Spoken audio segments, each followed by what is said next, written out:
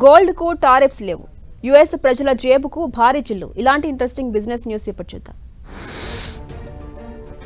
తమ దేశం దిగుమతి చేసుకునే వివిధ దేశాల వస్తువులపై భారీ స్థాయిలో సుంకాలు విధిస్తున్న అమెరికా అధ్యక్షుడు ట్రంప్ దిగుమతి చేసుకునే బంగారం కడ్డీలపై సుంకాలు విధించబోమని స్పష్టం చేశారు.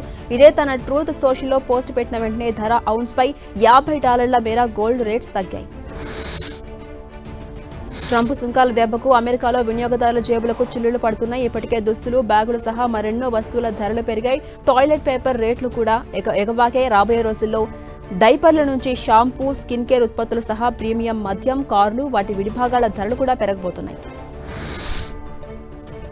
ఇక మన దేశం నుంచి అమెరికాకు ఎగుమతి అవుతున్న మొత్తం ఎగుమతుల్లో 50% వాటిపై అమెరికా అదనపు సుంకాల ప్రభావం పడుతుందని కేంద్రం తెలిపింది. రైతులు, ఔత్సాహిక పారిశ్రామికవేత్తలు, ఎగుమతిదారులు, ఎంఎస్ఎంఈలను రక్షించేందుకు అత్యంత ప్రాధాన్యం ఇస్తున్నామని ప్రభుత్వం తెలిపింది. జియో ఫైనాన్షియల్ యాప్తో ఐటీ రిటర్న్స్ దాఖలు చేయవచ్చని జియో ఫైనాన్షియల్ సర్వీసెస్ లిమిటెడ్ ప్రకటించింది. మరింత సులభంగా ఐటీ రిటర్న్స్ దాఖలు చేయాలనే ఉద్దేశంతో ట్యాక్స్ వడ్డీతో కలిసి ఈ నూతన ఫీచర్ యాప్ను అభివృద్ధి చేసినట్టుగా కంపెనీ ఒక ప్రకటనలో పేర్కొంది. ప్రముఖ విమానయాన సంస్థ ఎయిర్ ఇండియా కీలక నిర్ణయం తీసుకుంది. ఢిల్లీ, వాషింగ్టన్ డీసీ మధ్య నాన్ స్టాప్ విమాన సర్వీసు నిలిపివేస్తున్నట్టుగా ప్రకటించింది. సెప్టెంబర్ 1 నుంచి అమల్లోకి వస్తుందని తెలిపింది. ఆపరేషనల్ సంబంధించిన పరిమితుల దృష్ట్యా ఈ రూట్లో సర్వీసును నిలిపివేస్తున్నట్టుగా పేర్కొంది.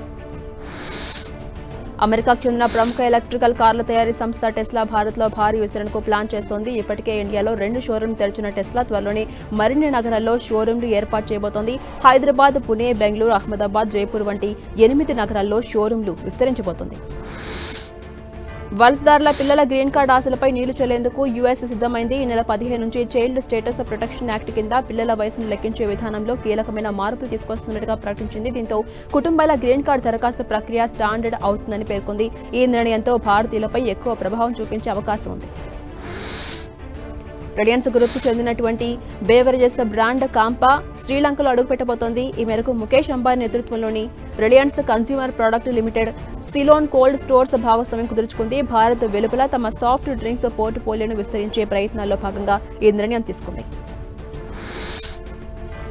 బెంగళూరులో ఆసియాలోని అతిపెద్ద టెక్నాలజీ షో జరగబోతోంది. ఈ ఏడాది నవంబర్ 18 నుంచి 20 వరకు బెంగళూరు టెక్ సమ్మిట్ 28 ఎడిషన్ నిర్వహించబోతున్నట్టుగా సీఎం సిద్ధరామయ్య పేర్కొన్నారు. ప్రపంచ సాంకేతిక ఆవిష్కరణ సహకారంలో బెంగళూరును ఈ టెక్ ఈవెంట్ ముందంజలో ఉంచుతుందని ఆయన స్పష్టం చేశారు. భారత రైల్వే శాఖ మరో కీలక నిర్ణయం తీసుకుంది. దేశవ్యాప్తంగా రైల్వే స్టేషన్స్లో ప్రయాణికులకు ఉచిత హైస్పీడ్ వైఫై సౌకర్యం కల్పిస్తున్నట్టుగా రైల్వే మంత్రి అశ్విని వైష్ణవ్ ప్రకటించారు. న్యూఢిల్లీ, అహ్మదాబాద్, ముంబై, కాచిగూడ, సికింద్రాబాద్ సహా మరికొన్ని స్టేషన్స్లో ఈ సేవలు అందుబాటులోకి రాబోతున్నాయి.